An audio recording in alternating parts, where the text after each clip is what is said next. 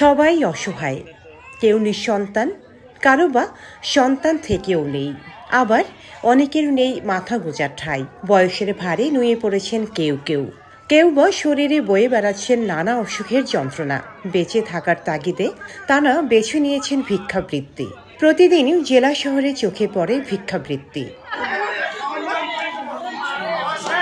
দুমুঠো ভালো মন্দ খাবার খেতে শহর ও আশেপাশের ভিক্ষুকেরা দুপুর হলেই জড়ো হতে থাকেন আইন কলেজের এ পরিত্যক্ত ভবনের আঙিনায়।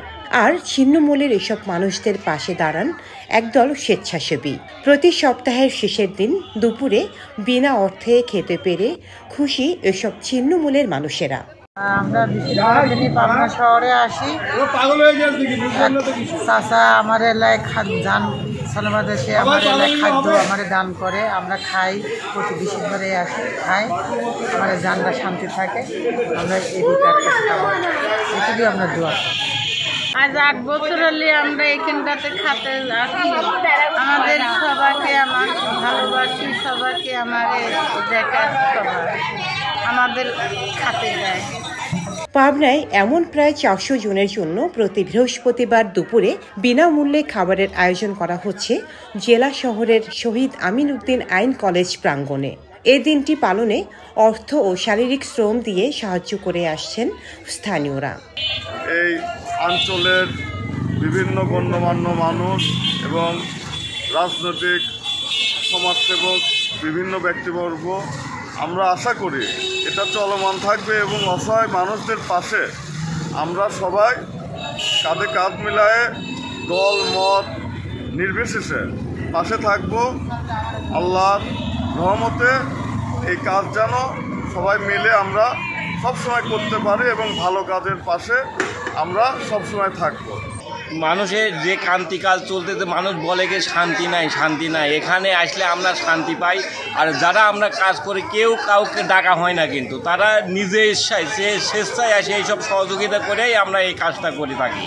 আয়োজক কানাডা প্রবাসী শমসের আলফেলাল প্রায় 8 বছর আগে ভিক্ষুকদের খাওয়ানোর এই উদ্যোগ নেন। তখন থেকে চলছে এই আয়োজন। কিন্তু পাবনা নামটা যখনই আসে তখন মনে হয় যে আমরা সবাই এক পরিবারের লোক, আর এক পরিবার হওয়ার কারণেই আমরা এরকম একটা চেষ্টা আমাদের ভাইদের মাধ্যমে আমরা এটা করতেছি। এই জন্যে যে আমরা সকলে এক বাপ মার থেকেই আসছি, কার কী নাম আমরা জানি না, কিন্তু ক্ষুধা লাগলে সবাই এক। সেই ক্ষুধাটাকে নিবারণ করার জন্য আমরা চেষ্টা করতেছি।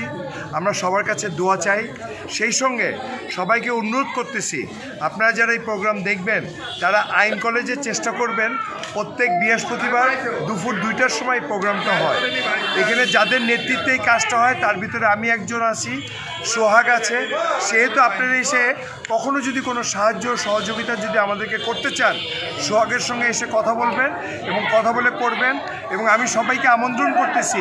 সমাজের প্রত্যেকেই এগিয়ে আসুক অসহায় মানুষদের পাশে, এমনই প্রত্যাশা এলাকাবাসীর। ডেস্ক রিপোর্ট, সাম্প্রতিক দেশকাল।